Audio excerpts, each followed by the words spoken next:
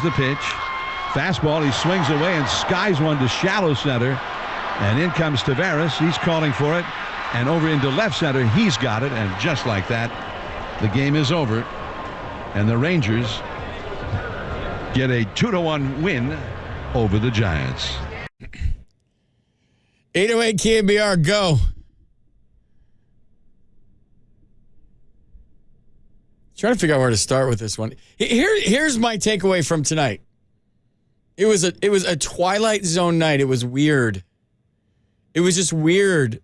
This whole game was weird. Seeing Bruce Bochy in the other dugout managing again at Oracle Park, where he should have retired a Giant.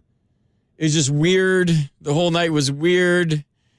The best part about the night is it brought back great memories of 10, 12, and 14. And we can go down memory lane tonight and try to turn a weird night into some good memories. When you talk about, the first World Series in 2010, how great that was. It was a wonderful time for all of us as Giants fans. They got the monkey off their back the first time in 52 years. So when you see Bruce Bochy, it evokes a lot of great memories. But for me tonight, seeing him in the other dugout, the Giants did a great job with the video tribute. Before the game, the ovations all night, the fans were into it. They didn't really have much to cheer about other than that tonight, that Bruce Bochy was back. But are you with me on this? Was tonight weird? It's just weird. Maybe I'll say it one more time. It was weird. I don't know if I loved it. It's like seeing your ex with a hotter guy or something. I don't know, because they're having such a good season. The Rangers go to 69-47. The Giants go to 62-54. What's going on with the offense? I'm supposed to be the ex-player that knows the reason. I don't. Everybody in that ballpark, in that clubhouse, if they knew the reason, they wouldn't be not hitting. I don't know what's going on. I do know that I was confused by some of the moves tonight. And if I have to have my credibility and honesty on this show, I don't know why Matthias was pinch hitting. I didn't like that move at all. Before he struck out, I didn't like that move. Ask anybody that was here with me. I'm not sure that was a high leverage part of the game, and he's not known for his hitting. And if you're going to catch the Dodgers and win the West, you can't send Mark Matthias up in the eighth inning. You can. That's no offense to this kid. He's a good defender. He's probably a good ball player. I don't know a whole lot about him. I know he's a local kid. He got a big hit the other night. Maybe that's what Gabe was thinking. Like, he got that big hit. I'm going to put him in this position again. But that when you had, I don't know, other options, let's just put it that way. You had other options at that point. And yeah, that was a tough one. So, and what do you want to talk about? 808 KNBR. I thought Stripling was great tonight. I looked this up between the end of the game and the wrap. The Rangers have scored 2 runs 14 times this year in 116 games. If you hold the Texas Rangers to 2 runs, you gotta find a way to beat them. They're 5-9 in those games when they score 2 runs. So make it 6-9 now. But 5-9, the odds are, if you hold the best offensive team in baseball to 2 runs, you will win that game. But the way the offense is going right now, when Ramos hit that line drive to center field, that felt like 5 hits. And it's just really tough right now to watch this offense with what they're doing. And like Dave just said in the post-game wrap, this isn't like a small sample size. This has been like 6 weeks of what's going on.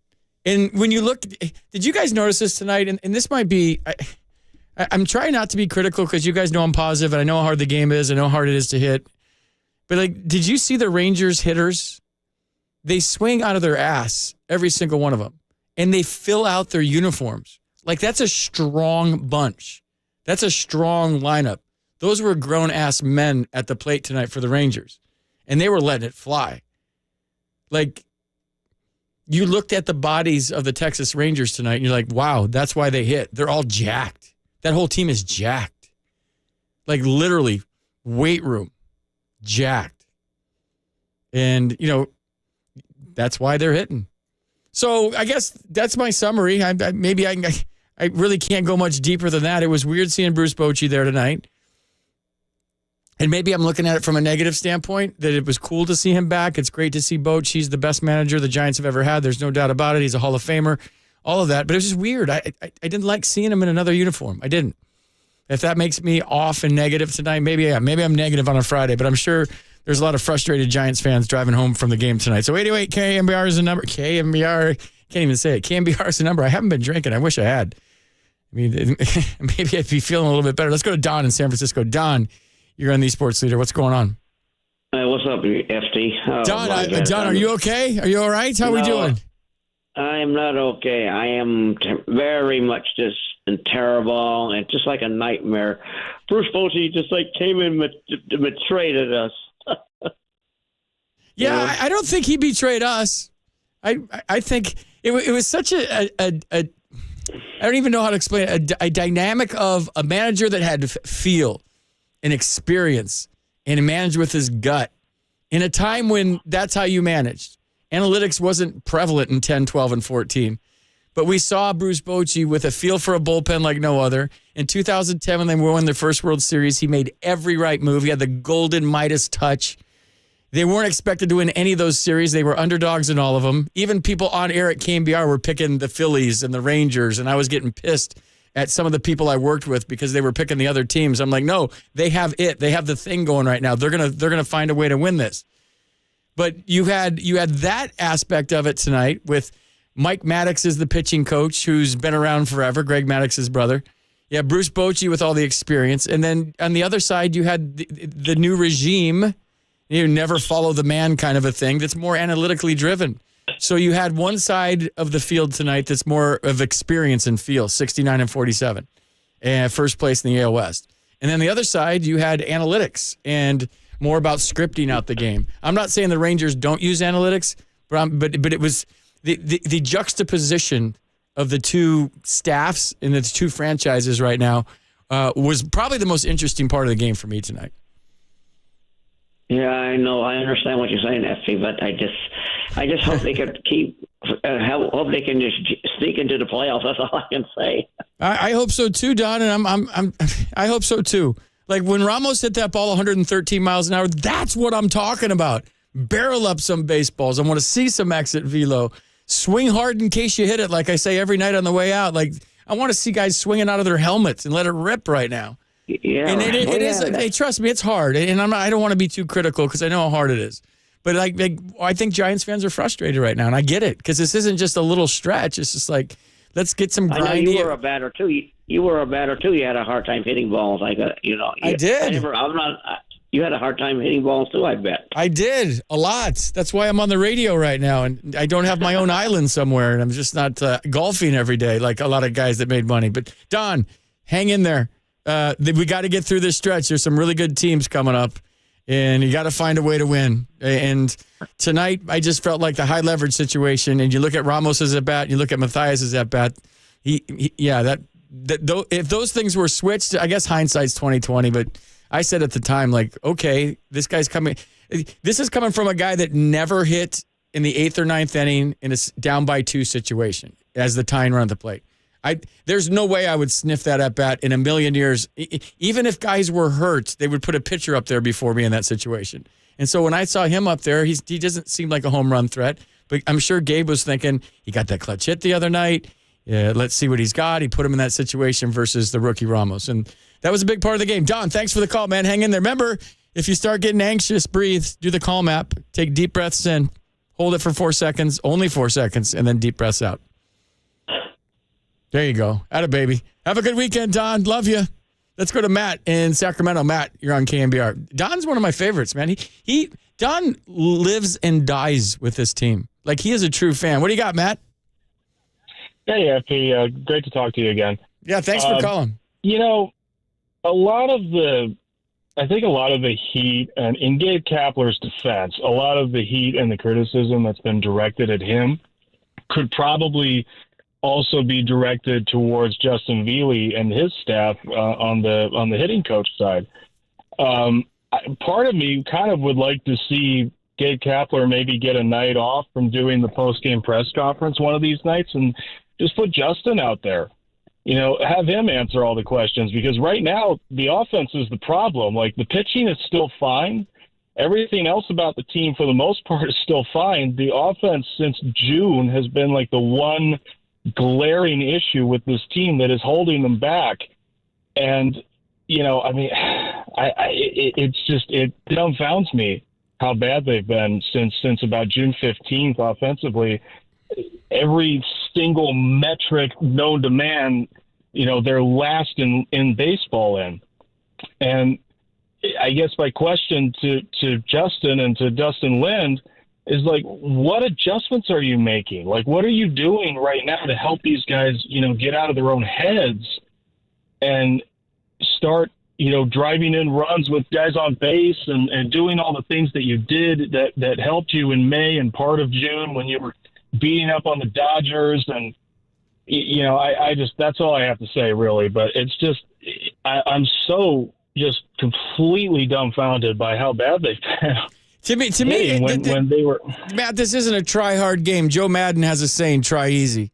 And it's really easy to say on the air for me to tell you over the phone when there's 36,000 people on a Friday night at Oracle Park and you're 0 for your last whatever. Hey, just go up there and try easy.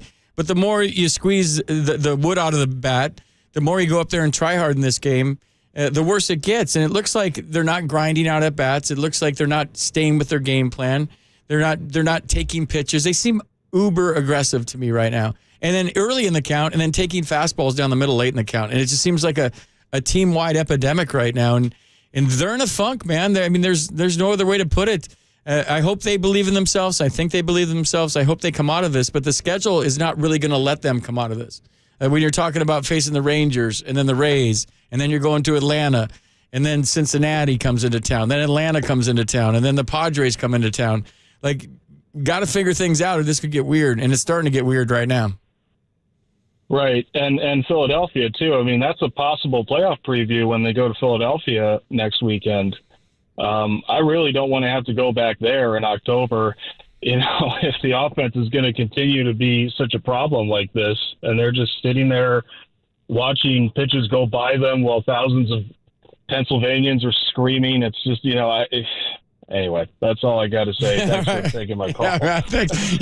Everybody can vent tonight. Get it off your chest. It's okay. That's half the reason I'm here. I'm half counselor, half radio host. I'll tell you this. When I was back east, the team was 19-31. They started the year 19-31. I was talking to their general manager one day, and I said, hey, you guys have optional everything. And guys are showing up, guys aren't showing up. Because he asked me, like, what do you see? Because I'm there every day for batting practice. And I said, it's optional everything. And I said, they're comfortable.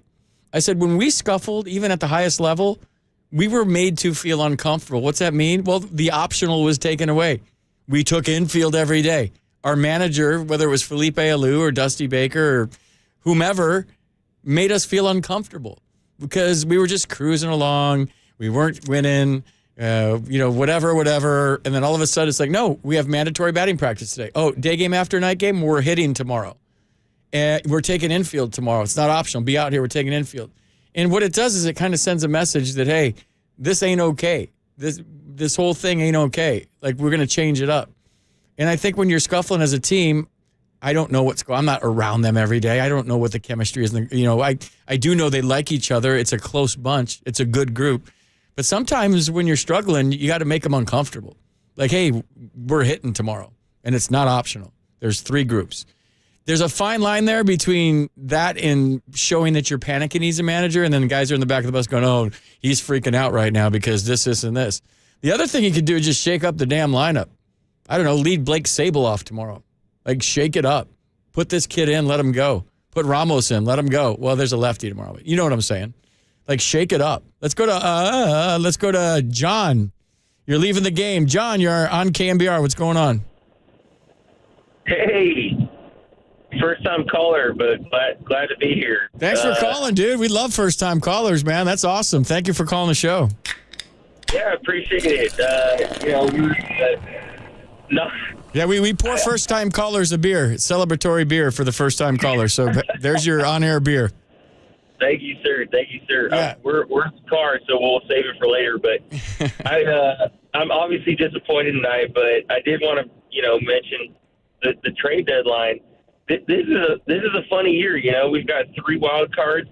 There aren't. I wouldn't say there aren't many sellers, but I almost feel like there weren't any sellers.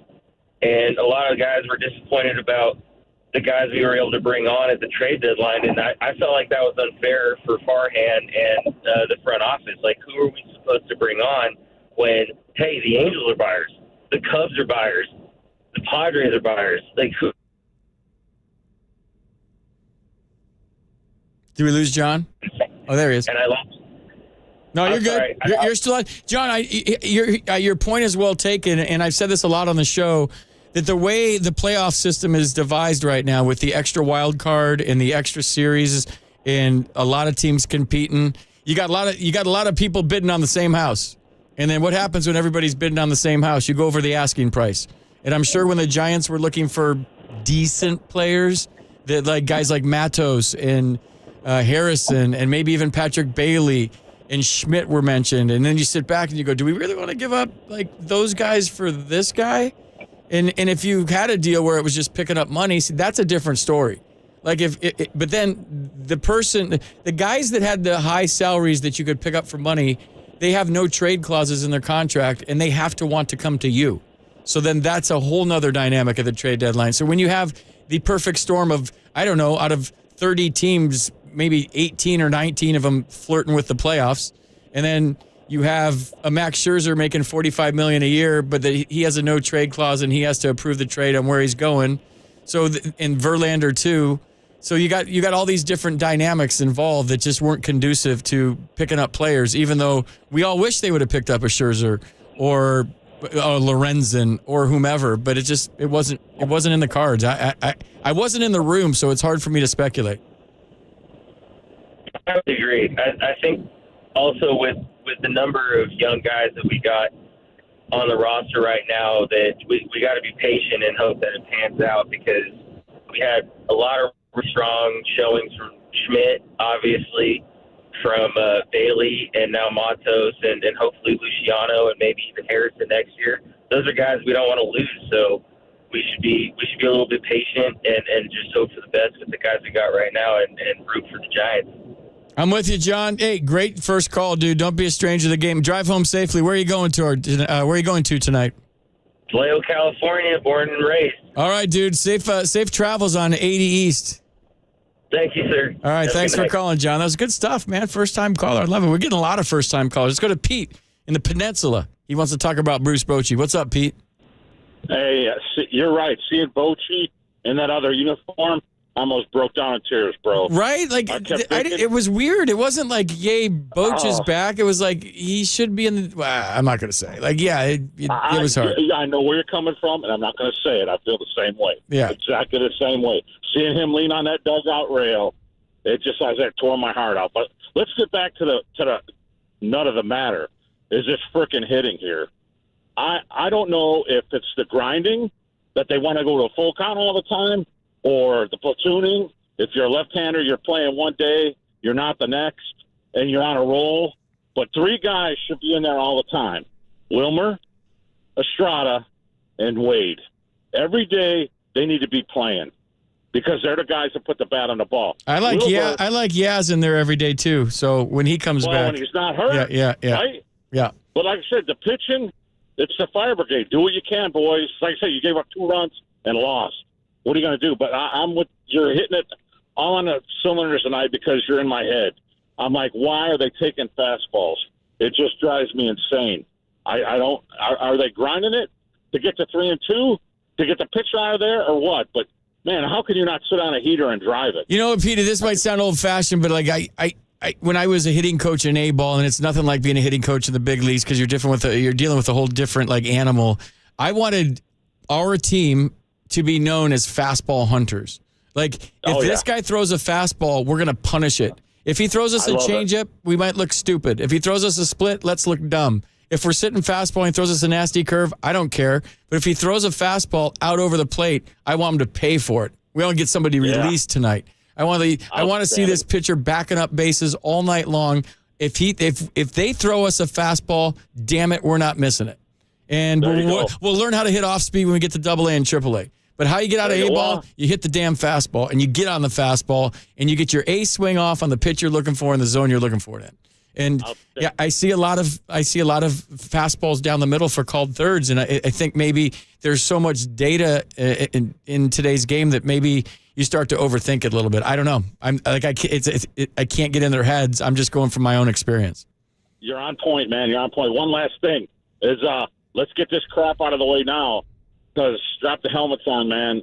Ball's coming, and we got West Coast swing, so they better be ready to freaking play. Yeah, I think they're ready to play. I think they're ready to play, Pete. There's no questioning the effort here, because this team has battled and fought and scrapped and clawed all season long. They have character.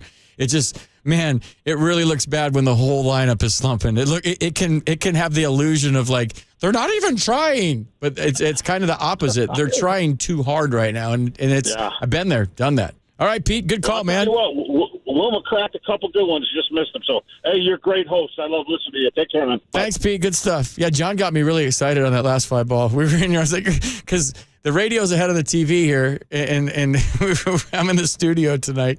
I decided to drive over here after the game, and just to be indoors here in the studio with Raph, because I miss Raph so much. And we all got excited when John made that call at the end. We're like, yeah, yes. Artie in Alameda. You're on KNBR. What's going on? Hey, FB. You got me? Yeah, dude, you're on. What's going on, Artie? Awesome. Cool. Well, first of all, I watched you when your first year with the Giants. I was at Candlestick, and your helmet was so low. I was surprised it didn't fall off all the time. I was always it was tight, dude. I get pissed when I see guys' helmet come off. I used to run into catchers with my helmet stayed on. I used to get the tightest helmet and pull it down low, and that was kind of it was kind of try to look like a badass and try to like not swing at high pitches. It was like trying to kill two birds with one stone. Yeah. That's a good idea. Yeah, like it was you, Marvin, and Armando Rios were like my guys. Fighting hydrants, baby. Yeah, exactly. Yeah, and I'm a little guy myself, and I played through high school thinking about it too. But I just wanted to point out that there was a caller you had a few callers ago who was talking about how he was a little upset that Bochy came in and beat us. And I just wanted to say to point out, Bruce Bochy does not owe us anything. He was not supposed to lay down for us. Why would he ever do that? No, Bruce Bochy does not owe the Giants anything else. He has given this organization and this franchise everything that we love and adore. Like I was in tears at points today, at least listening to some of the morning story, some of the like Murph and Mack and Tolbert and Copes, and hearing former players talk about their memories of Boch. And I was like, so Bruce Bochy does not owe this city anything.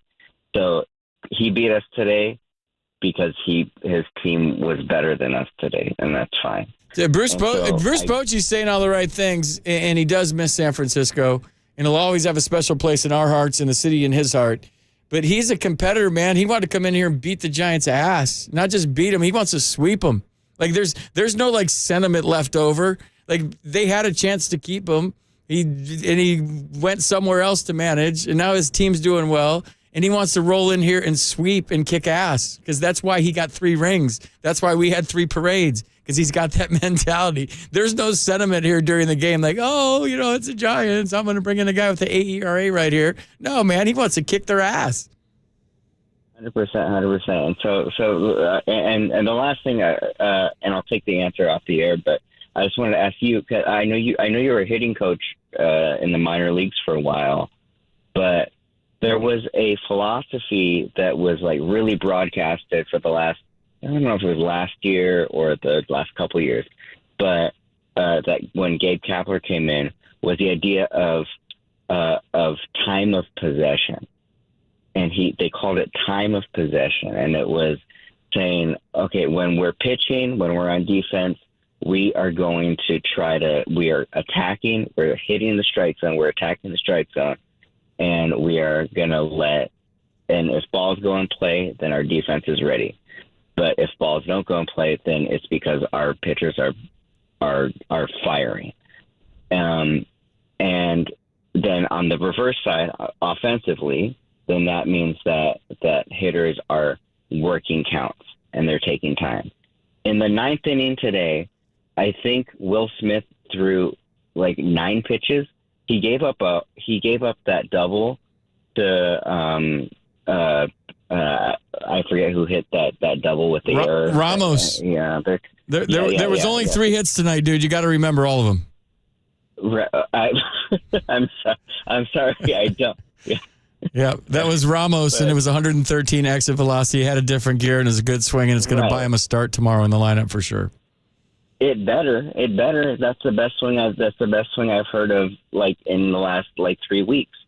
So, as a hitting instructor, I guess my question again, I'll take the answer out the air. What do you think of the philosophy of do the Giants even have a presentable, visible philosophy right now at the plate? All right, Artie, thanks for the call, man. I appreciate it.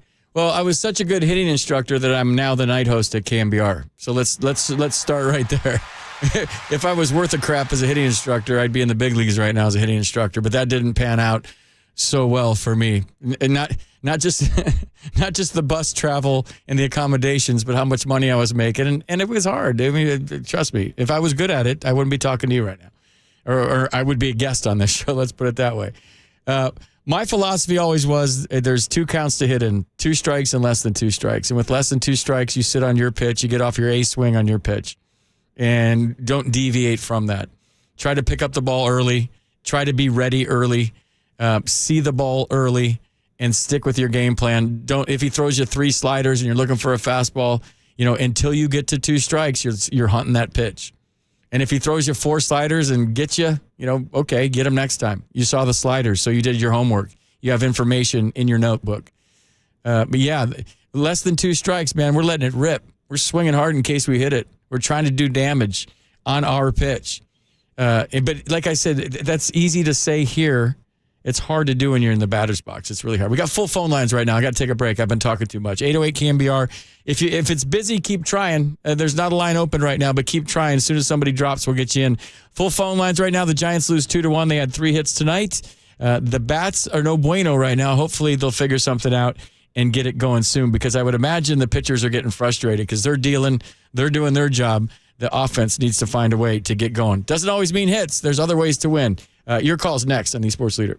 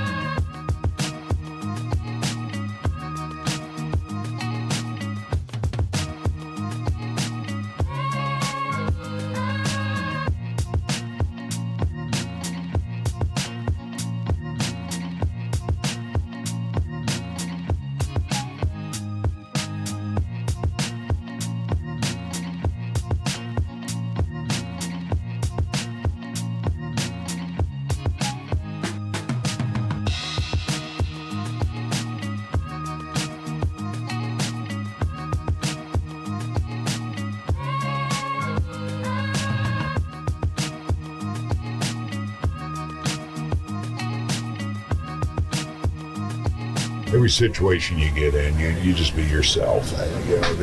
Don't think of who's been there. I mean, when I came here, I was following Dusty and Felipe, and I knew I had to be myself, and he's got to be himself, and that's how it is. And you look at where they're at, they're in a really good position. So it's a good team. It's going to be a good series. They're well run, well coached, and so I'll be honest. I've been focusing on my side of the fence, so I not a lot else I can add.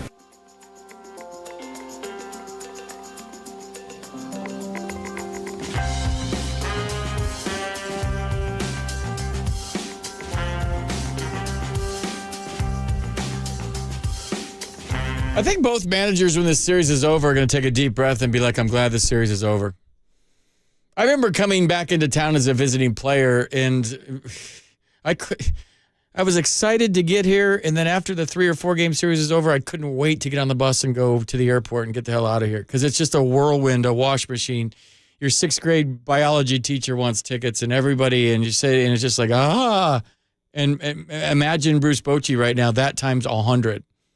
And then having to answer questions. That was a question asked to Boch before the game about Gabe Kapler following the man and what that's like following a guy like Bruce Bochy. And Boch was kind of put into perspective of just be yourself. And that's just good life advice right there. Just be yourself. Always be yourself. People like you, they like you. If they don't, screw them. Who cares? They weren't going to be your friends anyways. Giants lose 2-1 tonight. They got 1 run on 3 hits. It was a run in the 9th inning. They had a chance in the 8th. They were flirting with it. They've been winning these games all year, but I'm telling you, when you're not hitting as a team, there's not a lot of room for error. There isn't. If you're pitching, you give up a couple solo home runs. The old adage, solo home runs can't beat you. They did tonight, and they can when your team is scuffling offensively. And, fast car just went by. Did you hear that? Ooh, look, squirrel. And when your team's not hitting, it's kind of tough to watch. And it'll have the appearance of they're not trying and they stink, but they're trying. Maybe they're trying too hard. I mean, there's nothing harder, I think, which is harder for a fan, watching your team not hit or watching your team make errors at 808 KNBR. I'm not sure which one. I think the errors might be harder. Let's go to Hunter in San Francisco. Hunter, you're on the Sports Leader. What's going on, Hunter? Hey, man. Thanks for having me on. I love the conversation about Bochy. He's had this whole new chapter to his story, and it's really cool to see it unfold. He is such a classy guy, as you kind of saw in that clip that you played.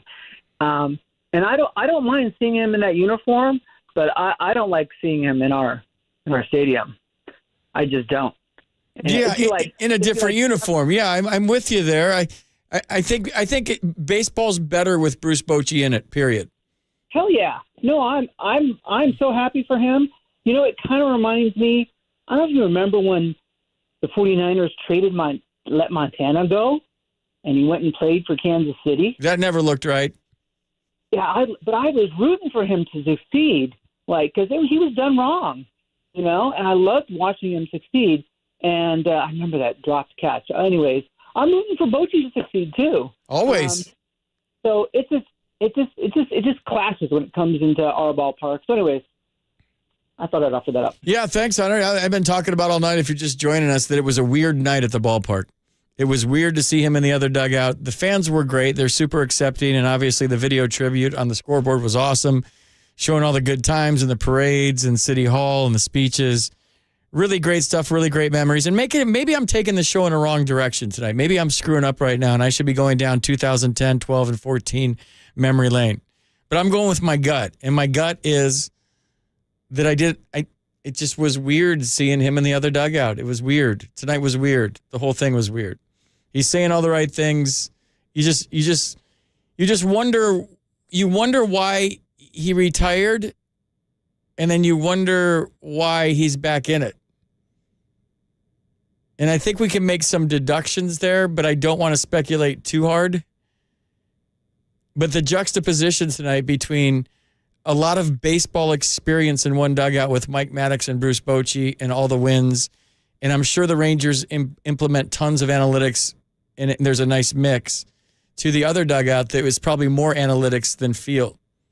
And then, we respect Bruce Bochy more than anything. He's the greatest manager in Giants history and one of the greatest managers in the history of the game. You saw the graphics on the Apple broadcast. By the way, I forgot to mention this, and I'm burying the lead. I had a tweet to go viral tonight. And here it is. If you want to follow me, I'm at Fightin' Hydrant on Twitter. It got 980 likes. I said nothing against Apple TV or anyone on the broadcast tonight, but it's a shame that Kruk and Kipe aren't doing Bruce Bochy's return to San Francisco game tonight. And I thought the Apple TV did a nice broadcast. They do a good job. But NBC Sports Bay Area would have knocked it out of the park. They showed the ovation, but there was no sound. It would have been just all highlights, all the sound between batters. They would have gone back to it. It would have been, I mean, I'm sure they'll do it tomorrow during the broadcast, but tonight was the first night.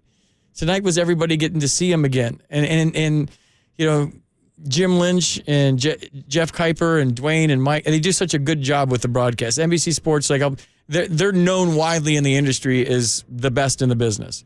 And it kind of bummed me out today, and it hit me. I tweeted this, I tweeted this sometime during the day today.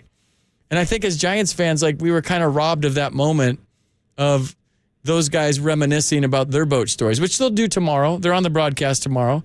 John and Dave did a great job on the radio side, and you can sync that up with the Apple broadcast. There's a little button there. You can sync it up next time there's an Apple game to hear us on KNBR here. But yeah, that part kind of like made me sad today that they weren't on the broadcast. Let's go back to the phones. So the Giants aren't hitting. It's tough to watch your team when they're not hitting. You go to the ballpark, you pay money, there's nothing to cheer about when your team's not hitting. And, you know, they have some flashes here, some flashes there, but the veterans in Conforto and Peterson and Yastrzemski, Wilmer's been doing his job. Lamont Wade's been doing it. Like, they need it. You can't win in October relying on rookies. You can't. So the veterans have to start performing to the back of their baseball card for this team to get to where they want to go. Let's go to Brian in Modesto. Brian, you're on KNBR. What's going on, Brian? You know, I'd like to see where Bruce Bochy thinks that the Giants are well coached. Oh, if he would say that or not? No. If they actually are well coached. If you asked him, like, off the record over a glass of wine, what he would say? Yeah, really, yeah. Yeah, well, I'm not going to sit here and speculate that. I don't know what he would say. Well, here's what I know. Long gone are the days where Tony La Russa would cancel the post-game spread because he said that, if you're not going to play like you're hungry, you're not going to eat. And that's actually a true story. And then they went on a winning streak. No, he used to flip the spread all the time when he was pissed. And I never understood why food had any motivation to me playing better. Wait, you just flipped over dinner. Oh, I'm going to get 3 hits tomorrow now. That makes no freaking sense to me. I love Tony. Tony and I are real close. But the whole flipping the spread thing over, oh, you're not going to eat tonight because you're not playing well. Okay, well, then I'm hungry and I'm going to play really good tomorrow. That's stupid. But anyways. Okay, well, here's what I know. Farhan Zaidi has really screwed up this organization. And I know you say be patient with the rookies and all that. Then the veterans are just, I know you wouldn't say they're mentally checked out, but it seems like sometimes they are mentally checked out because they're taking fastballs down the middle. They're not moving runners up. I mean, what do you think? Yeah, I mean, like I said, I just got done saying the veterans have to do their thing or this team isn't going to go into October or deep into October. Those guys have to pick it up. They know it. They know it. You guys think we're frustrated right now? Imagine if you're the guy going home that went 0 for 4 in front of 36. These are sleepless nights as a player. You flip-flop all night. You could have like a senior in high school out there pitching tomorrow, and if you're struggling as a hitter, you're just like, oh my God, this guy's going to get me. And you just flip-flop all night. You take it home with you. I think the modern day player is a lot better at leaving it at the ballpark than we were back in the day. But these guys aren't sleeping right now. And they know. And it's no fun going 0 for 4. It's the worst feeling in the world. And there's a lot of guys that are doing it on a nightly basis. And losing sucks. Those guys want to come into the clubhouse with the fogger and the strobe lights and the DJ and the dance party and all that. They want to win. And they're trying. It just ain't happening. And I just looked at the other side tonight and looked at that lineup, the Rangers. And it is the best lineup in baseball. But those guys were all jacked. Like, I'm not saying the Giants hitters aren't jacked, but that whole lineup was jacked tonight. Like, they filled out their unis. They looked like a football team playing baseball tonight, and they swung hard.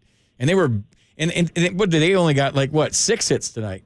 But you can tell why they're leading the American League in offense and baseball in offense. Well, I can ask fans all over as far as sleepless nights and worrying. Do we care about that? Do we care that they don't sleep at night? Do they care that they try too hard? Do we care that they're worried about it? That they're no. We care about wins. That's all. I know these guys are flesh and blood, but do we care about the sleepless nights? No, I personally don't. I want to see hustle. I want to see hard hit balls, and I want to see wins. Thank you, FP, and welcome home from Italy. Thanks, Brian. I appreciate it.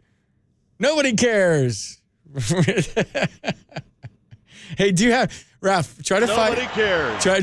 Try to find the Bull Durham where he throws the bats in the shower, and he calls them lollygaggers. I want to play that because that's what Gabe needs to do. He's like, get them all in the shower with their towels on, throw the bats in the shower, and you're lollygagging the ball around the infield. You're lollygagging the ball around the infield. You're lollygagging to first base. What's that make you guys? Lollygaggers. It's one of my favorite movie scenes of all times. They are not lollygagging. They're just not hitting. Joe in San Mateo, you're on KNBR. What's up? First-time caller. Yeah, watched the game on Apple TV. Very unfortunate, like you said, wasn't on the NBC Bay Area, so that was a little bit disappointing. Right, you get a beer, Joe. First-time callers get a beer. Complimentary of the sports leader. Thank you very much. Nice and also pour, wanted to just make a couple more 2 points. Yeah, I went to the game on July 29th on Saturday against the Boston Red Sox. The Giants won 3-2 on the J.D. Davis walk-off home run. That was very nice. But they left, got 11 hits, but left lots of men on base. So that's really, hard to see when you could get so many hits, but not bringing home the run. So. Yeah, that's frustrating. It's frustrating as a hitter not picking them up, too. I struck out 3 times with the bases loaded and less than 2 outs one night in Dodger Stadium. And then I struck out the 4th time with nobody on. And it was the worst game ever. And my wife at the time was just flying into town from Sacramento, and she just got there at the end of the game, and I was pissed. And she goes, "What's wrong?" I'm like, "You didn't see the effing game? I just struck out 4 times, 3 of them with the bases loaded." Yeah. Yeah. And one last point. What do you think about the Giants?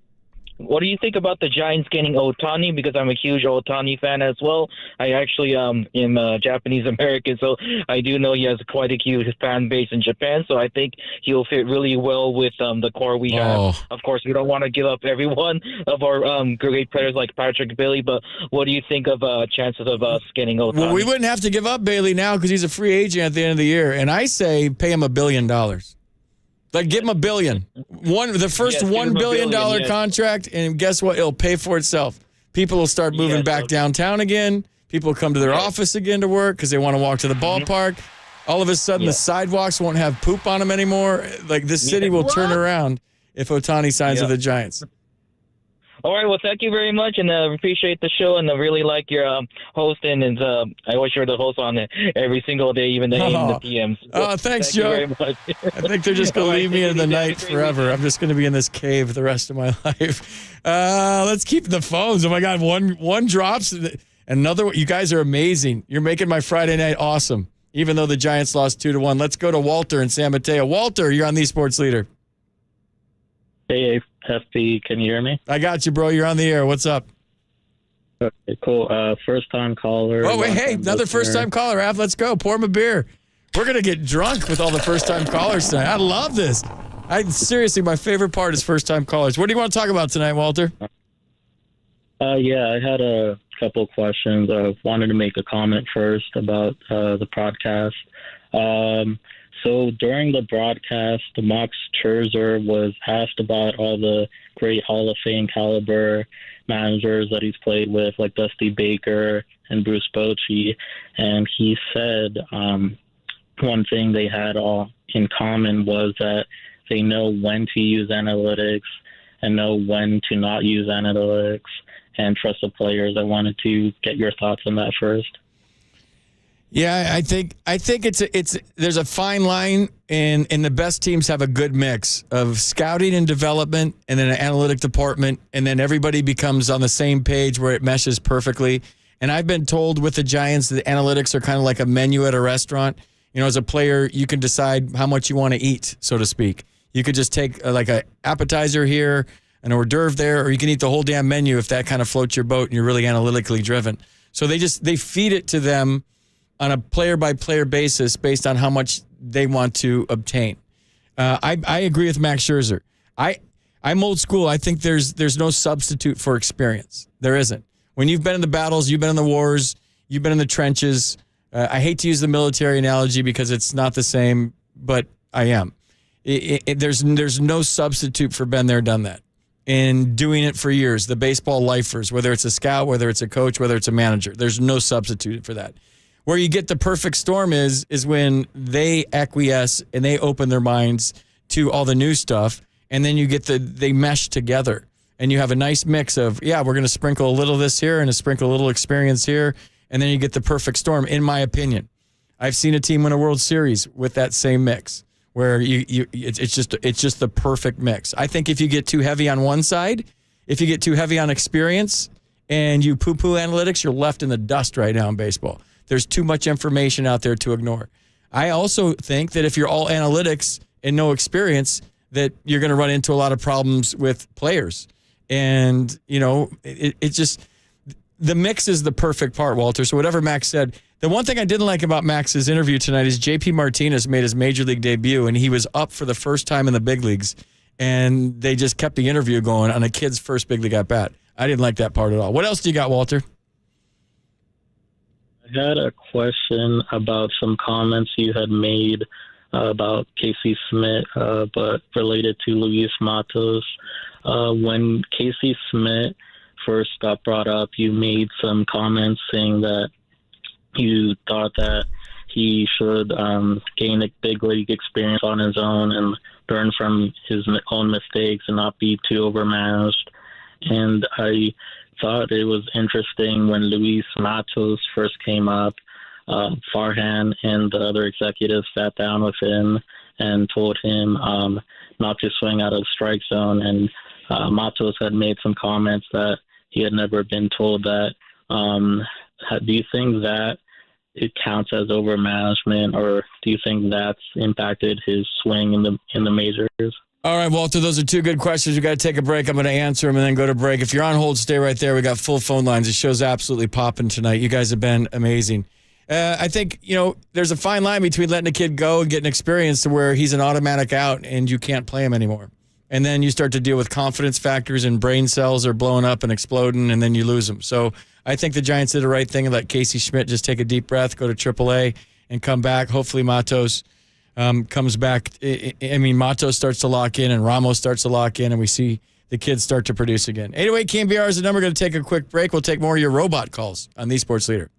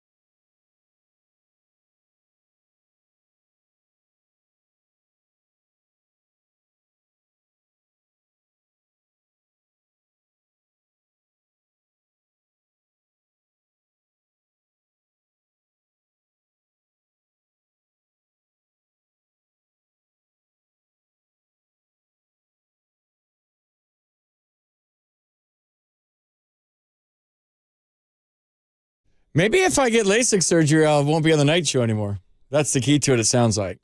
808 KNBR is the number. I got some kind of breaking news for you. We had our KNBR microphones. We have them placed everywhere. They were inside the Giants clubhouse after the game tonight. So we had the microphones in the clubhouse, and this is what it picked up. So I'm going to play it for you. I hope we don't get in trouble for this, but this is from the Giants clubhouse tonight after the game.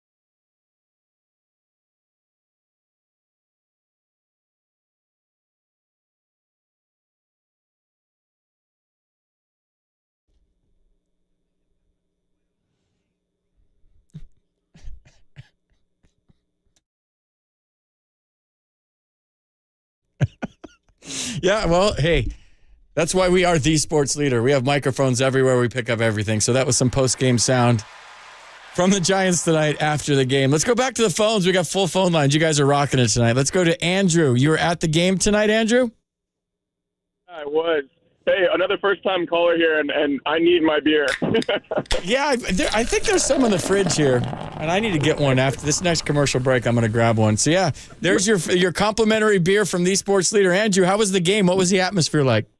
Hey, man, it was great. That's what I'm calling about. I don't have much for you, but I just wanted to say that the fans need some love, man. Despite this god-awful offense, they're showing up. I've been to a handful of games this year, and the fans continue to show up, and they deserve that credit. So if you're feeling on the fence or you don't get to make it to many games, do your best because it is fun to be out there. Dude, it's been rocking ever since they started winning, man. The crowds have been bigger. It's got the East Coast vibey thing going where they're into every single pitch. I'll put Giants fans up against any fans in the country, man. And they're behind their team, especially on an Orange Friday, man. It was a great atmosphere at the park tonight. It was a cool thing to see Boch and the tributes. I guess we go down memory lane and think about 10, 12, and 14. But I took it the other way, Andrew. It was kind of sad to see him in a different uniform and a little bit frustrated, if I'm being honest. Yeah, I was wearing my black. I missed out on the Orange Friday as well. That's all right. At least you're there and had a good time, and hopefully they figure things out soon and start putting some wins together because it's crunch time, man. It's August. Andrew, good first call, dude. Appreciate you waiting and calling the show. Yeah, go Giants. I love it. That is great. Hey, that's like a fourth first-time caller we've had tonight. And it's weird tonight. It's full. Like, I know that you guys are listening. I love when you participate like this, but like when one call drops, another one comes up. I know you're trying to get in. So 808 KNBR. If it's busy, keep trying. Let's go to Jerry in Napa. Jerry, you're on the Sports Leader. How you doing tonight? I'm doing great. How are you?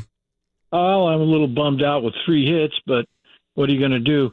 I love that microphone in the dugout. That was good.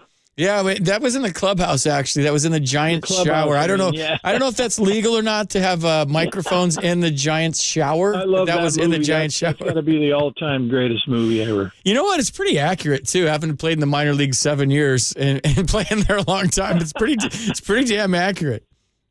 Well, what could we do? I mean, it seems like they're looking at a lot of pitches to me. Just strike threes and pitches. They're swinging at bad pitches and they're letting good pitches go by. I don't get it. And Stripling, 19 home runs now? Yeah, he pitched good tonight, though, dude. Two solo home runs against the best offense in baseball shouldn't beat you. I thought he pitched really well. I liked what I saw from him tonight. He kept the ball down. He kept it away.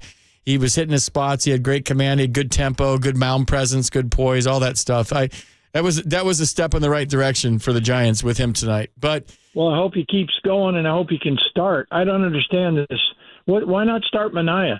The other night, He was pitching good. One hit, he gives up. Kapler comes out, grabs the ball out of his hand, doesn't even pat him on the back, nothing, just goes right by him. And Manaea just kind of like looked at him like, really? And walked off the mound. Yeah, so I noticed that. I noticed that too.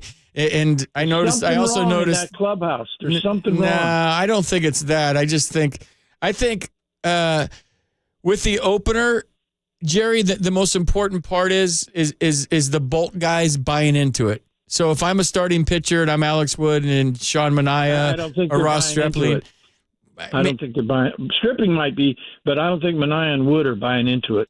Yeah, I don't know enough to say either way, but I think sometimes if you look hard, if you watch a game close enough, and especially if you're at a game and you're not just getting camera angles, and you can look at things and see a lot if you're at a game, and just by body language, I'm telling you. So I don't know who is and who isn't. That's not for me to say. I know if I was a starting pitcher, I want that ball because my whole life I've taken that ball, and there's something at a home game on a pristine mound that's just been in perfect shape, and you're the first guy out there. I used to really take pride in being a leadoff hitter on the road because I loved to be the first guy in a batter's box. It was all just made perfect, right? It's the big leagues. The lines were still in it. There was nobody else's cleat marks. It was a virgin batter's box, and I was the first guy in. I used to get off on that, man. I'm getting goosebumps thinking about it. So if you've taken the ball for the first inning your whole life and you have a routine and you go out to stretch at, say, 6:15 for a 6:45 start, and you've done that your whole life, and you do long toss and you run sprints, your catcher comes out, whatever your routine is, you do it, and you've done it your whole life. Now all of a sudden you're coming in the second or the third inning. It's a big adjustment for players. It's not a video game where you just plug a guy in. Like now I got to go down to the bullpen. I've never been a reliever. The game's going on, the crowd's into it, there's batters hitting baseballs, and I'm coming in the third inning out of the bullpen. So there's a lot of psychology that goes into that as far as wrapping your mind around. Like Alex Cobb could never do it because Alex Cobb is such a routine guy that would just throw him. He has trouble in day games because the routine is a little bit thrown off for a night game. And then if you made him a Bolt guy, he just couldn't wrap his head around it, and he couldn't do it. So, I mean, kudos to Manaea for being a closer one day and a Bolt guy the other day, and maybe sometimes a late inning guy. He's done everything they've asked with a smile on his face. He's one of the nicest guys you'll ever come across in your life. Yeah. He's always got a smile on his face. But ... you'd have to ask him to yourself, Jerry. Like, hey, Alex Wood, what do you think? Hey, Sean Manaea, what do you think? Hey, Ross Stripling, what do you think? You might get three different answers. You might get the same answer. One might say it's horse ass. Another guy might say, hey, whatever it takes. And another guy say, I'd rather start. Or they might all three say, hey, if it ain't broke, don't fix it. I don't know. You'd have to ask those guys. Well, I think it's broke right now. I don't think this opener thing's going to work the whole season. We're the top. Our bullpen has more innings than any team in the league. Both leagues. Our bullpen. Yeah, but Kyle Harrison threw 3 1/3 last night, and he threw 28 strikes out of his 38 pitches. And I think you're going to see him in a minute, and that'll solve another problem. I just hope they don't bring him in the third inning. I mean, I hope he starts the games when he comes here because I'm excited to see this kid pitch. Hit 97 a couple of times, so we got a lefty who throws 97 and AAA is throwing strikes. He's got to come up soon, right? Yeah, you bet. Just like Elliot Ramos, so glad to see him tonight. Yeah, 113 exit velocity. He's got to start tomorrow, man. Shake it up. Pull the lineup out of a hat tomorrow. Like, put all the names in a hat and just pull them out. I don't care. Bailey, you're leading off. Whatever. Let's go. Change it up. Yeah, that's the other thing that drives me nuts. You know, do something, please. Shake it up. We got to start. Yeah, we got to start hitting somehow. Shake it up, Jerry. Thanks for the call. Shower, damn it. Throw the bats in the shower, Jerry. Thanks for the call. Let's go to Riley from New York. Riley from New York. What's going on, man? Oh, wow, I'm on. I can't believe I made it. You're on, dude. It's a tough night to get in. For years, I'm a little starstruck here. So FP, first of all, another first-time caller, by the way. So what is that, 5 now at least? Yeah, dude. Here's a beer. We got to go out. We got to go on a beer run, dude. We got so many first-time callers. I know. I just cracked one. I wish you could hear the sound effects now. I mean, I could crack another one. That'd be pathetic just for the sound effects. Anyways, No, I was a big fan of you back in Candlestick when you were on the Expos. Actually, you made a sliding catch at Made Sports Center, like right in front of me. I sat in the left field and like the one, like maybe not the first row, but the first like 3 or 4 rows. And it was sick. And like since that day, I was like, oh man, I hope the Giants will pick this guy up one day. FP Santangelo on the Expos is sick. And then we got you, and then now you're like our guy. And now here I am, an old washed up, former Little League, home run champ. 37 years old, reliving the glory days talking to you now. Wow. So, dude, that's so cool. Circle Riley, this is how you get on SportsCenter, and there's an art to it. You play the guy out of position, right? So if you play him to pull, you play him the other way. So you're already out of position to start. You get a bad jump, and then you dive. And that's how you get on SportsCenter. If you're did it on Sega Genesis, that's how I do it on PlayStation 7. If you're playing him in the right place, you make the stand-up catch. You don't get on the highlight reel. So you play him out of place first of all, then you try to get a bad jump, and then you dive at the end, and you're on SportsCenter. It's easy. Absolutely. Well, anyways, cheers, and thanks for taking the call. Wait, before you go, Riley, you calling from downtown New York, Manhattan, or where are you at? I'm in Manhattan. I'm in the Upper East Side, so I guess the most suburbs you can get of Manhattan. You probably hear a siren in the background or two, but it's for Manhattan, it's pretty quiet.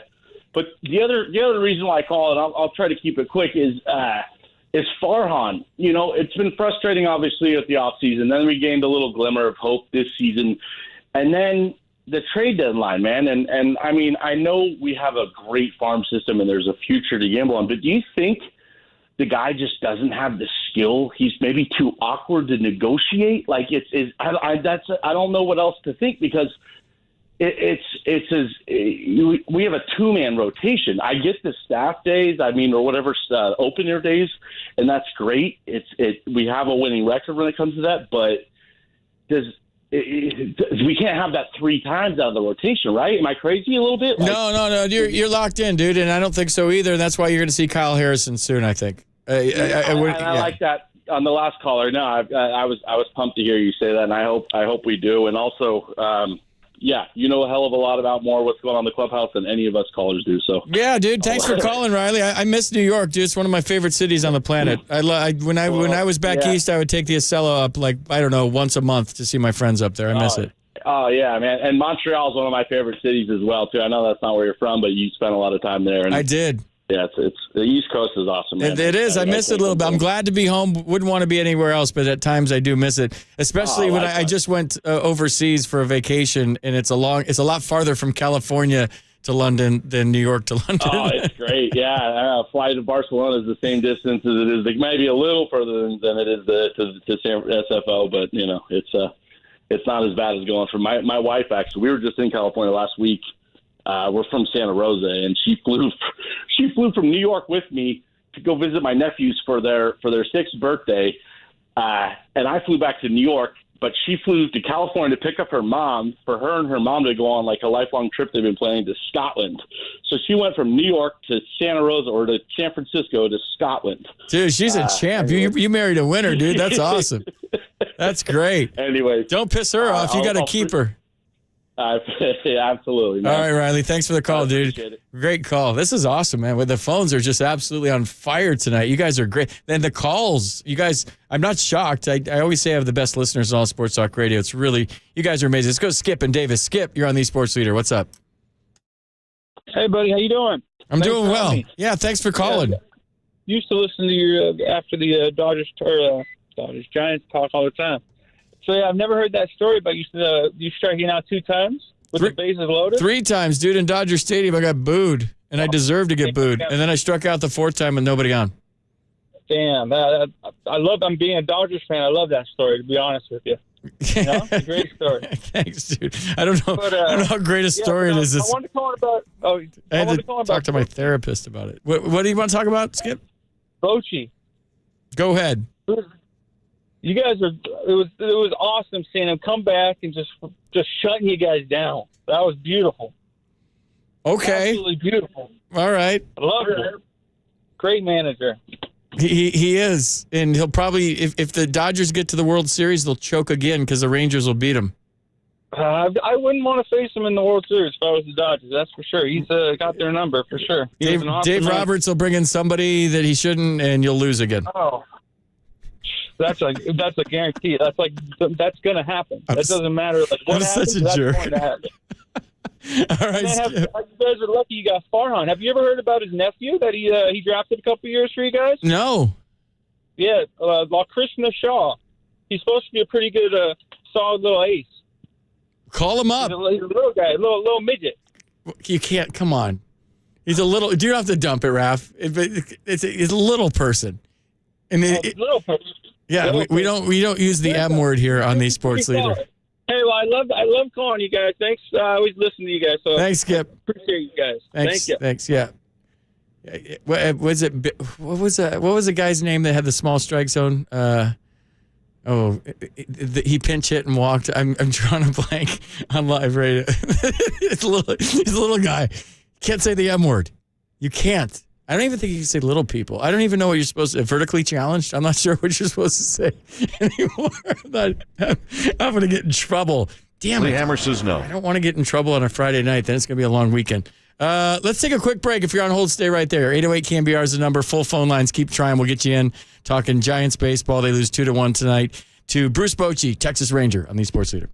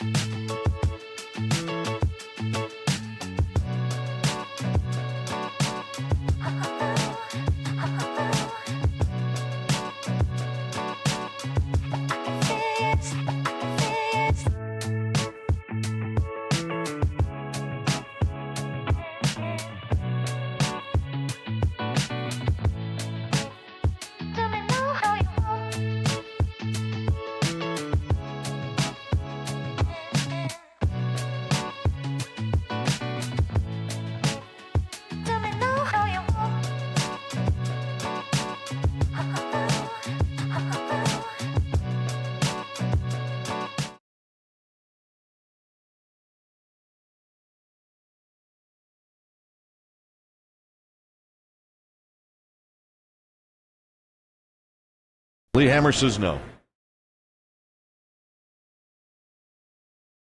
They got little hands. They stand so low.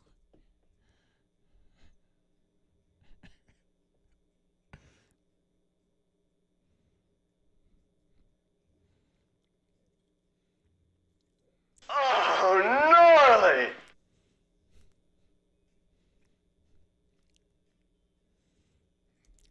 What?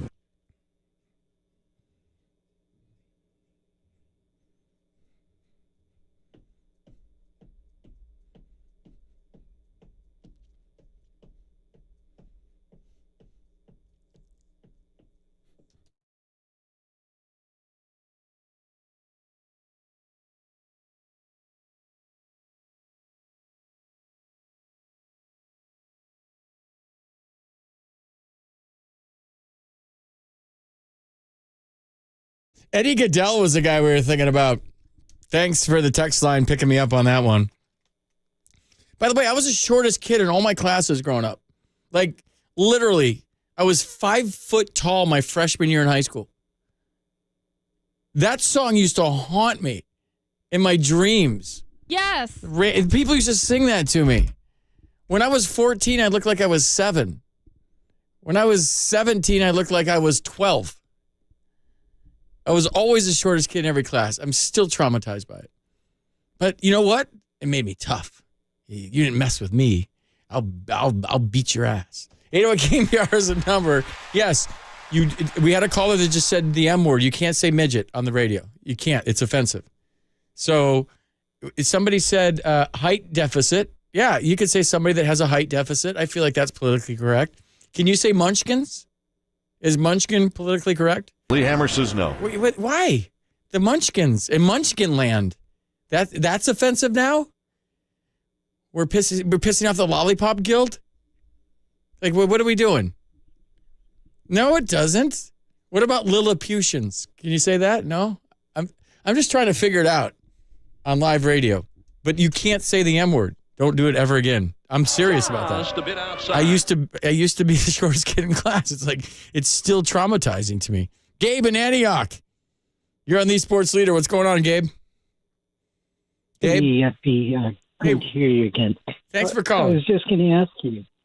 Yeah, I mean, I was just thinking from a baseball player perspective, being able to see the difference between like a changeup or slider, but then also from a announcer's standpoint, I mean, I think it's like hats off to some of the Giants, announcers like Miller.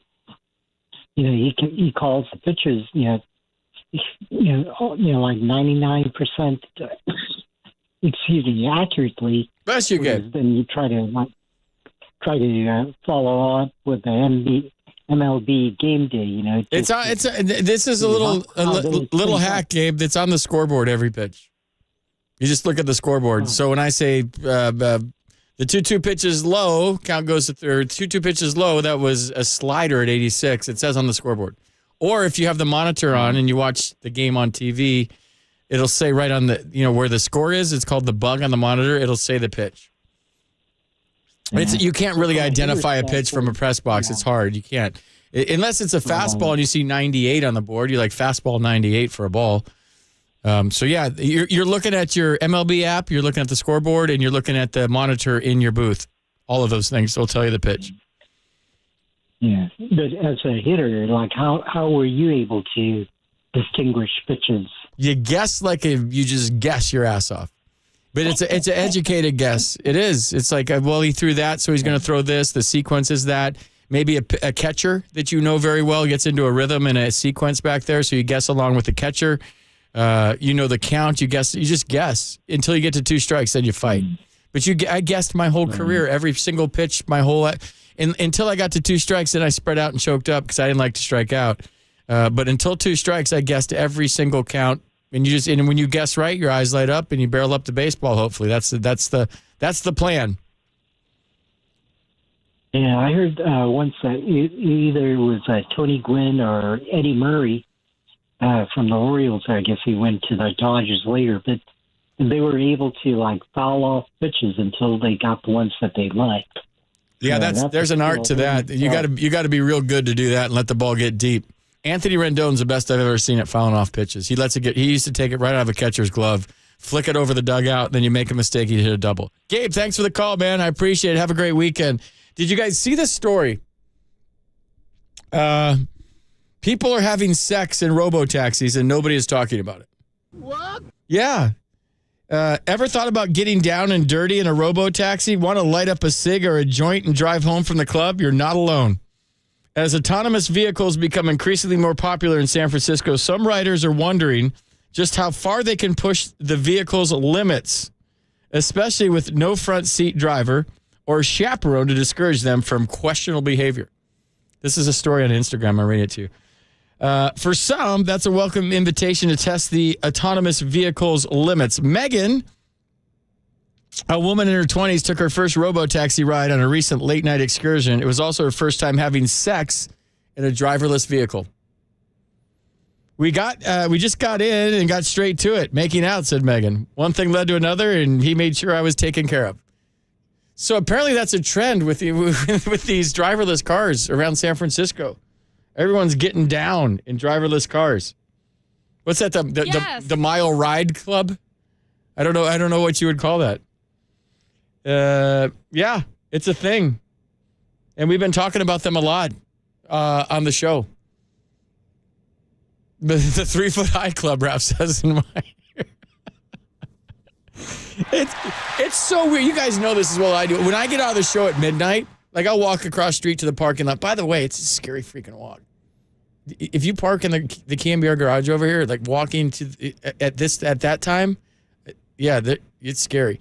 But it's all that's out there right now is driverless cars. It's like the robots are taking over the city, like AI cars. Like you don't think these cars are going to start thinking for themselves? Like as they become more intelligent, they drive around the city more. They're going to start driving more aggressive. They're going to start getting like an East Coast vibe to them. They're going to start cutting people off. They're going to start honking their own horns at people. And then they're just going to get their own minds. They're going to get road rage on their own. They're going to learn how to develop road rage as this thing develops. Then they're going to just start ramming into people, like ramming into other cars. And then they'll get smarter and smarter. And then people are going to be in the back having sex, but they're going to be flying all over the place because they're going to be whipping 360s. And what do you call it? Stunting or whatever they do then when they do when you do the circles on the Bay Bridge, they're going to start doing circles on the Bay Bridge and spinning around. Sideshow, isn't that what it's called? Sideshow. They're going to start doing that. Then they're going to start taking people wherever the hell they want because they have a mind now of their own. They're thinking. They're evolving. They're going to be like, oh, you want to go to Battery Street? Guess what? I'm taking you to Fresno. And I'm locking the doors and there's nothing you can do about it. Oh, you want to go to Broadway and the corner of Broadway? No, I'm taking you to Modesto. I am taking you to Modesto and I'm dropping you off in a field in Modesto because I don't like you. And then it's going to like judge your personality when you get in the car. Either I like you or I don't like you. These things, give them a year of like just evolving with their whole brains. And it's going to be bad. It's going to be they're running people off the road. They just be running through markets, just like hitting fruit stands. It's going to be nuts. It's going to be really nice. Kitty, you're on KNBR. What's going on, Kitty? How can I follow that? I don't know, Kitty. Maybe just be careful. These things they think for themselves. They have their own brains. Hey, you know what, though? They put those orange cones on the hood, and it stops them. Yeah, but guess what? They're going to find a way to evolve and to knock that orange cone off. And not only knock it off, they're going to use it as a weapon. They're going to drive fast, hit the brakes, and the orange cone's going to go right through your chest. You're killing me. I'm serious. You got to be careful. These things are dangerous. They are. AI scares the hell out of me. It does. I don't want to talk about it. Robot cars. I just want to make sure that people aren't jumping off the Bay Bridge if I get on the phone again. I was teasing with Kyle. No, don't even say that. Don't even speak that into existence. You said, gee, people are jumping off the Bay Bridge listening to you. No, but wasn't there like a jumper? There was like a couple of weeks ago on the San Rafael Bridge or something, the Richmond, and it just caused total gridlock in the city. No, I know. My husband was stuck over there. So. Oh, it stinks. Kitty, did you go to the game tonight? Yeah, I did. How was it? Well, it's everything you've been talking about. Because it took me quite a while to drive home. But, FP, first of all, welcome back. Thank you. And before I get started, I want to say happy birthday to Pablo Sandoval. It's his birthday. Today's his birthday? It is. Oh, how old is the panda now? 40? Is he 40? I have no idea. Come on. We got to Google. Somebody look it up. I didn't look. I'm so sorry. Okay, I'm so sorry. I thought maybe Kyle or Rock would look it up before I. He's 37. He's 37 today. Oh, he's almost his number. Hey, I always say Ti amo Pablito. I love him. I miss him. And to see Bruce Bochy, I went to this Pablo Sandoval Foundation event at Oracle Park. It was phenomenal. I don't know if it was AT&T back then or if it was Pac-Bell or Oracle, who knows. Anyway, talking to Bruce, all I wanted to say tonight was he is all about passion. We talked for about 20 minutes. I mean, I got to talk to Sandoval, I got to talk to Yaz, I got to talk to a lot of Giants, and it was an incredible event. And talking to Bruce, though, FP, was passion. He lives for passion. And that's me. I love that. Yeah, he had just such a great feel for the game. Yeah. And I mean, Kitty, I'm sorry, Kitty. I was trying to explain this dynamic to my girlfriend today, who's new to baseball, and I was like, you have one manager that was known for just a gut instinct for the game based on years of experience as a catcher. He could handle a bullpen better than anybody, but it was in a time where there wasn't so much information available. So he won 3 World Series in 10, 12, and 14. I was trying to explain to her that the fan base loves this guy because he's the greatest manager in the world. He retired. It was kind of unceremonious when he left the Giants. He said he was doing it on his own. I don't know. Who knows? And now he's back in baseball, and he's with a first-place team, and he's doing it all over again. And I said the fan base is kind of torn because they love this guy, but the new guy that came in is more analytically driven. He believes in numbers and matchups, and he won 107 games in 2021. And so there's this whole dynamic between the fan base and she thought it was real interesting and how the game has evolved into more of a numbers game and more of like Harvard guys running baseball teams and Ivy Leaguers. And I think both are good and a mix are good. I don't think one's better than the other.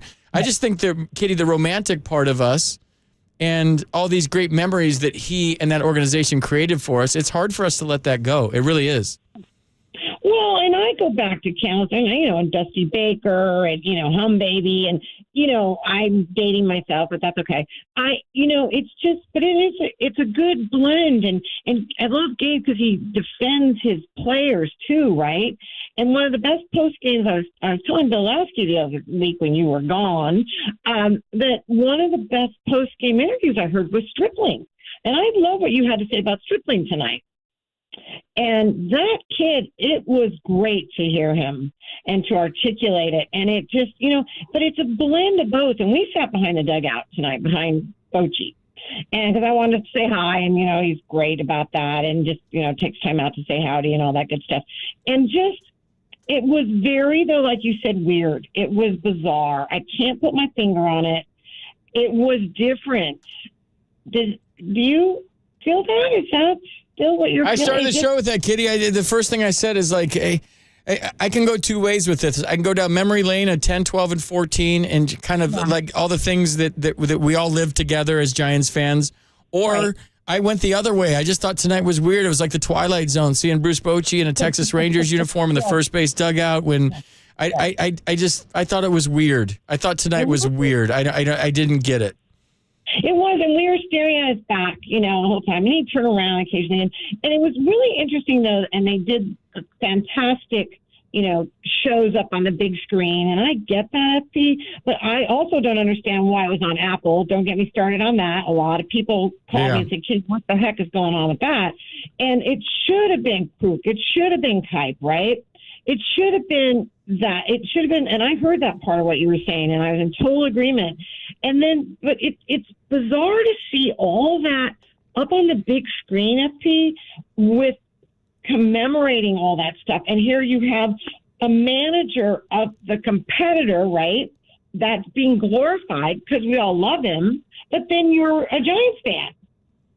And it was really tearing me apart. It was bizarre. My son tweeted this, Kitty, earlier today. He said, I'll go ahead and say it. This has been an extremely weird night.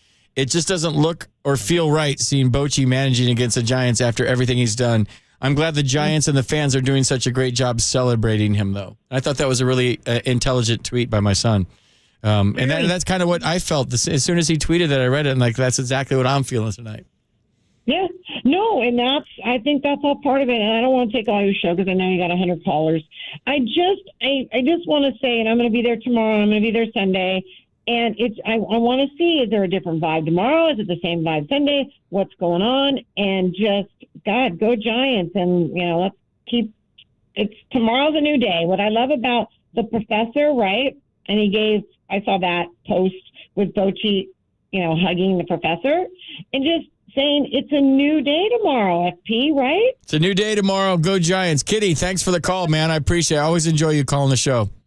Love you, babe. Love you too. See you. Let's go to Crow in San Francisco. Crow, you're on KNBR. What's going on? FP, how you doing? I got a couple things about the autonomous cars. I just had sex in an autonomous car. It was terrifying, and I was alone. Yeah, that's TMI, Crow. Okay, but I got two questions for you. One, have you ever heard of Sicilian amnesia? I don't know, but I'm still creeped out by what you said to start this call. Okay, well, Sicilian amnesia is you forget everything but the vendetta. All right, I like that. And my second question, it isn't a baseball question, it's a personal question. What's your favorite line from a Godfather movie? Oh, I don't know. I like all of them. What's your favorite line? Leave the gun, take the cannoli. That's a good one. Thanks, Crow. I appreciate the call, man. Appreciate you taking it. Yeah, absolutely. 808 KNBR is the number. Going to take a quick break right now. If you're on hold, stay right there. We got full phone lines. 808 KNBR. Probably got one more long segment in the show before we get to the weekend. I want to talk to you guys on the way out. So if you're on hold, stay right there. Your call's next on the Sports Leader.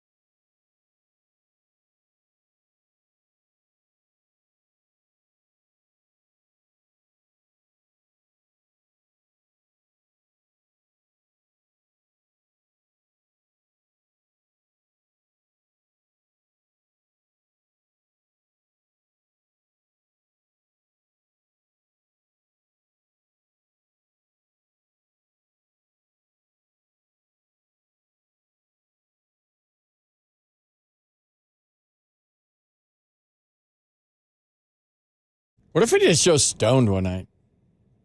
What would that be like? Like gummies. Hammer says no. Gummies for days before we came on the air. There'd be a lot of dead air. I'd just be staring at you, Raph, like this. Yeah, me and that don't get along at all. I just never been that guy. Did you see this? Wait, no. Okay. Did you see this? My screen just went blank. The Marlins are selling $5 hamburgers to celebrate Jake Berger, a guy they just got in a trade. Have you seen this guy? The article says the Marlins put together a whopper of a promotion to welcome their trade deadline acquisition, Jake Berger. The Marlins celebrated the slugger and his appetizing last name by offering $5 hamburgers for their game Wednesday against the Phillies. No, well, it could be a turkey burger. I love turkey burgers. I can make me a turkey burger. I'm really good at that. Berger, a power-hitting infielder, was acquired for the White Sox shortly before Tuesday's trade deadline. Miami hopes he can provide a jolt to their lineup after he slugged 25 homers for the White Sox. I mean, we would have taken Jake Berger and had burger night at the ballpark. What promotion could we have? The Giants. The one I always thought was like have a jock night. Like the first 20,000 fans get an athletic supporter for Jock Peterson, right? Just jock night. And then you wear it outside your pants and you just wear it around the ballpark, a jock all night. I'm trying to think of any other promotions the Giants could muster up with their last names. 808 KNBR if you're thinking of anything right now offhand. Corn on the Cob night for Alex Cobb. Spider-Man night for Logan Webb. Everybody dresses up like Spider-Man.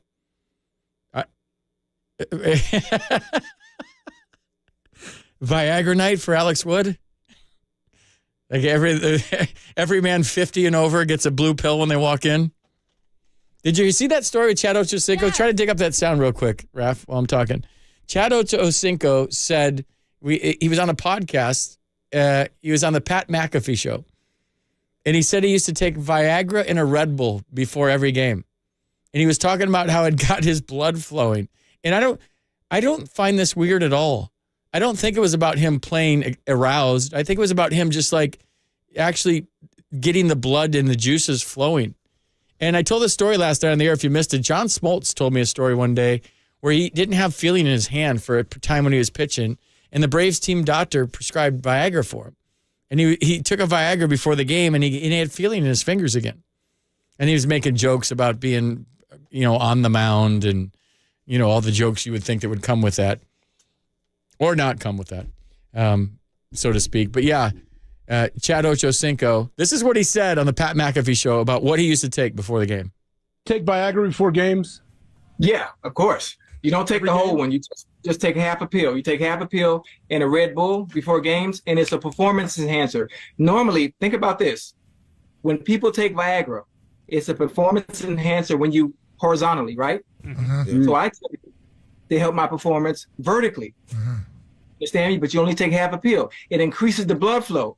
With the increase in blood flow, the explosion and everything else I do on the field makes me that much more difficult to cover. Yeah, you're doing it. So think about it. How can you stop me running on 3 legs? Right. Are you picking up what I'm putting down? I guess I am, actually. I think that would work.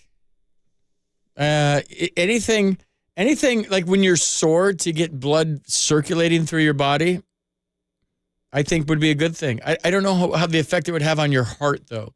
Like a Red Bull and a Viagra and your breathing. Apparently, I wouldn't know, there's side effects where you get like real nasally and congested and flush. But I just have heard through the grapevine. I wouldn't know per experience because I don't need that. But apparently some people do. And we have lots of commercials for that if you've listened to our show. And that's like half of our commercials are for Viagra. Like we're trying to get younger as a station, but all of our commercials are for Viagra. Like we need to get younger. We need to get a younger audience. But then there's 14 commercials for Viagra all day. Okay. All right. Hey, thanks for all the calls tonight. You guys have been amazing. It's been a fun week of shows. It's been a late night week for shows. And I think we kind of got the same thing going on next week. I want everybody to have a great weekend. If you're going to Outside Lands, everybody be safe. Have a great time. Have a great time at the concert. And I want you all to have a great weekend. The Giants lost 2-1 tonight. I would be less than honest with my listening audience, who is the most amazing listening audience in all of sports talk radio, if I said I'm not a little bit concerned right now. It's just they need to put together some grindy at-bats. When you're not hitting as a team, there's other things you can do to score runs. There's other things you can do to be productive. Maybe walk a few times in a game. Maybe lay down a sacrifice bunt on your own without a sign for the manager to get a guy in scoring position. Maybe get hit by a pitch. When you're on first base, look for a ball in the dirt to advance 90 feet. Take a chance on a short sack fly. Like, there's ways to create offense other than the obvious of getting 12 hits and scoring 10 runs. But if you're up there and you're swinging from your heels with 2 strikes, or you're taking a fastball down the middle, it's feast or famine right now. And I would just love for this team to have a team game plan. Have you guys ever heard of a team game plan? That means we're all going to approach this starting pitcher tonight with the same plan. And if we all stick to our plan, maybe our plan is to be aggressive and swing at the first pitch because this guy's got a nasty out pitch. Maybe our plan is to be real patient, run up the pitch count, go deep into counts off this guy. Maybe our plan is to get on the first pitch fastball and drive it off the fence. But if everybody sticks to a team game plan, that's how you kind of break out of these things. And do something little to help your team win. When you're slumping as a team, everybody wants to be the guy I'm going to be the guy that breaks out of this thing. And you just got to go the other way. And it's so easy to say on a microphone at midnight. It really is. It's hard to implement that, to get that slow heartbeat and to pass the baton to the next guy. And I fouled off 8 pitches and I grounded out to second. But now because I fouled off 8 pitches, you're going to reap the benefits behind me because I just made the pitcher work and he's huffing and puffing. So hopefully they figure things out tomorrow. It'll be a great weekend at the ballpark. It's 90s night, reunion of the 1993 team. Dusty Baker's first year as a manager. They won 2 or 3 games. It'll be a fun weekend at the ballpark. Bruce Boach will be back. The boys will be back on the air, more importantly. Kruk and Kipe will be on tomorrow. Dave and John, the A-team in the house. Looking forward to listening and watching the games this weekend. Thanks, everybody, for a great week of calls. You guys have been amazing. Raph, great job on the other side of the glass. Kyle, thanks for helping out with all the phone calls tonight. I'll see you guys on Monday. Have a great weekend, everybody. And like I say on the way out every single night, swing hard in case you hit it on the Sports Leader.